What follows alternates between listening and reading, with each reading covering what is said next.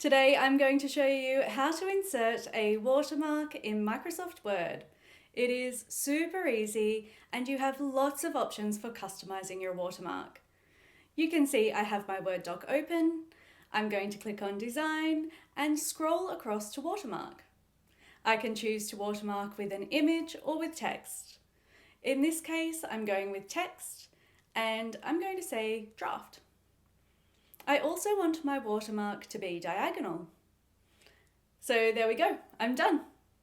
For more executive assistant tips, be sure to subscribe, give this video a thumbs up, and of course become an EA How To Plus member. EA How To Plus gives you access to brilliant EA How To webinars, as well as our incredible private community. The EA How To community really is the best, most supportive, and genuinely useful global community of assistants. I would certainly be lost without them.